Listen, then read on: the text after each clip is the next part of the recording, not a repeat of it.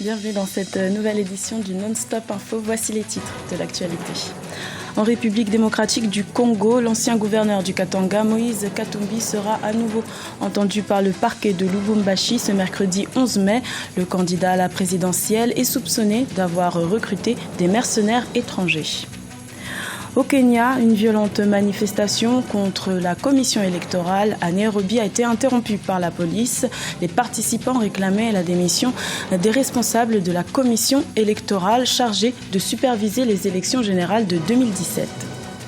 Et puis en Côte d'Ivoire, le gouvernement veut promouvoir le développement durable en optant pour une économie verte. Les autorités ont décidé de sensibiliser les étudiants en proposant de nouvelles filières universitaires en rapport avec l'économie verte. En République démocratique du Congo, le candidat déclaré à la présidentielle, Moïse Katumbi, est ressorti libre de son audition lundi 9 mai devant le parquet de Lubumbashi. Mais une nouvelle audition est prévue ce mercredi 11 mai.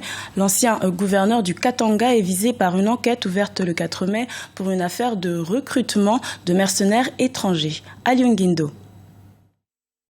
Après son audition lundi, Moïse Katumbi de nouveau attendu devant le parquet de Lubumbashi ce mercredi. Le candidat à la présidentielle a été acclamé par une vaste foule après avoir été relâché par le parquet de Lubumbashi. Ex-gouverneur de la province de Katanga, Moïse Katumbi a répondu aux questions des forces de l'ordre pendant 7 heures lors d'une audition menée par le procureur. Les faits qui lui sont reprochés, le recrutement présumé de mercenaires étrangers, américains particulièrement. Il s'agit d'une instruction préjuridictionnelle qui consiste pour le parquet de pouvoir enquêter, auditionner Moïse Katumbi pour déterminer si les griefs qui lui sont reprochés sont établis. Et au niveau de l'instruction préjuridictionnelle, le parquet, bien sûr, peut auditionner Moïse Katumbi en présence de ses avocats conformément à la constitution de la RDC.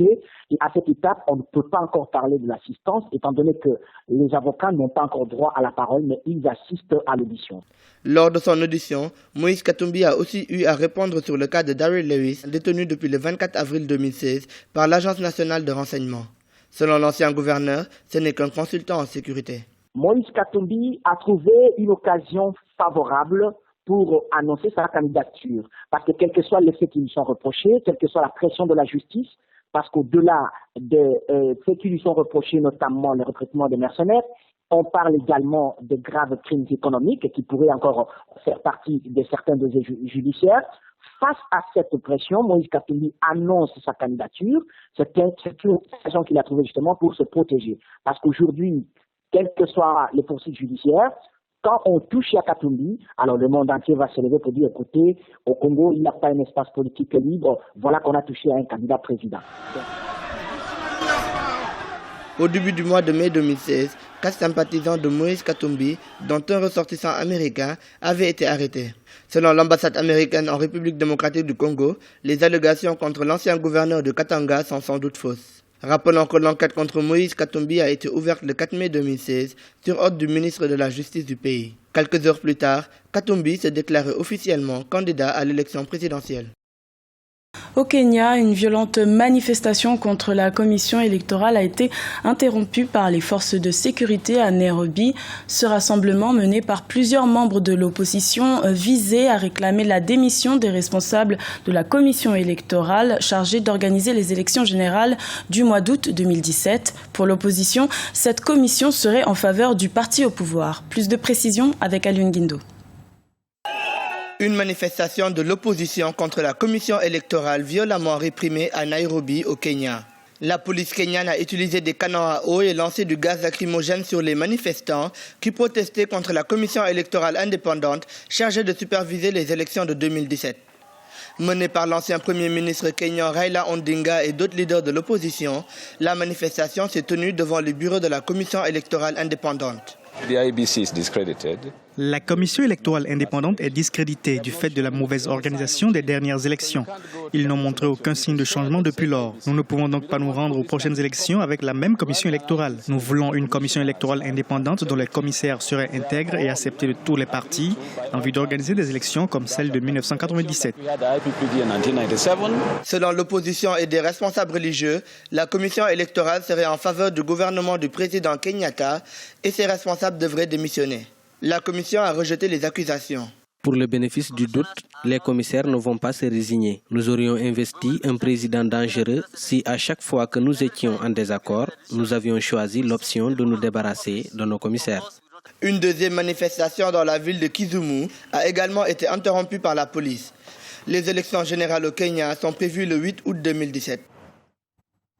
Dans l'actualité également, le 26e Forum économique mondial sur l'Afrique s'ouvre à partir de ce mercredi 11 mai au Rwanda, dans la capitale Kigali. Les travaux se concentreront cette année sur la transformation numérique en Afrique. Plusieurs chefs d'État africains sont attendus à ce grand rendez-vous international que vous pourrez suivre en ce jour sur Africa 24. La Banque centrale des États de l'Afrique de l'Ouest a réalisé un bénéfice net de 49,440 milliards de francs CFA en 2015, soit une progression de 58%. Une belle performance pour cette institution financière africaine de l'Afrique de l'Ouest, une région touchée par l'insurrection des groupes armés. Idlet Mirabel-Bissou. Le bénéfice de la Banque centrale des États de l'Afrique de l'Ouest, BCAO, en 2015 a connu une hausse de 58% par rapport à 2014. Ainsi, l'institution financière de la sous-région a enregistré 49,440 milliards de francs CFA de bénéfices. À noter que les avoirs en or ont connu une hausse de 3% à la même période, des chiffres qui s'expliquent aussi avec la hausse des investissements en Côte d'Ivoire et dans la plupart des pays de l'espace communautaire. Il y a plusieurs épiphénomènes. La Côte d'Ivoire en a un qui est plutôt exceptionnel pour l'instant, donc il y a une croissance qui se porte très très bien. Cela dit, à côté de la Côte d'Ivoire, il y a des pays comme le Mali par exemple qui ont encore un peu de mal à rebondir. Le Sénégal, certes, voit sa croissance accélérer quelque peu, mais cela reste bien en dessous du potentiel réel. Ça reste la région, l'une des régions les plus prolifiques, les plus dynamiques du continent. La BCAO a atteint un résultat total de 13 439 milliards de francs CFA en 2015 contre 12 160,8 milliards de francs CFA en 2014, ce qui explique une progression de 11%. Les billets et monnaies en circulation dans l'espace ont connu une hausse de 12%. Quant au résultat net d'intérêt, il est passé à 137,370 milliards de francs CFA en 2014 à 154,340 milliards de francs CFA en 2015. Du côté de la Banque centrale, les commissions se sont accrues de 8% à 51,801 milliards de francs CFA pendant la même période. Ce qui est très important pour la BCAO, c'est de bien piloter ses avoirs en devises extérieures. La moitié de ces avoirs à peu près est localisée au niveau du Trésor français pour garantir la convertibilité et le transfert de change entre le CFA et l'euro, le take fixe. Je pense que ce dispositif aujourd'hui fonctionne très bien. Il est bien piloté et bien suivi. Je pense que c'est ce qui est vraiment essentiel dans l'activité de la BCAO. Au total, les charges d'exploitation générale de la BCAO ont progressé de 10% à 179,410 milliards de francs CFA contre 162,844 milliards de francs CFA en 2014. Le produit net bancaire a connu une hausse de 11% au terme de l'exercice 2015 pour se situer à 209,180 milliards de francs CFA. Malgré Ebola et l'insécurité qui fragilise la sous-région, les rendements de la Banque centrale ouest-africaine sont encourageants selon certains observateurs. S'engager dans le développement durable via l'économie verte, c'est le choix qu'a fait la Côte d'Ivoire. Les autorités ivoiriennes ont décidé de présenter de nouvelles filières aux étudiants afin de les sensibiliser à cette économie.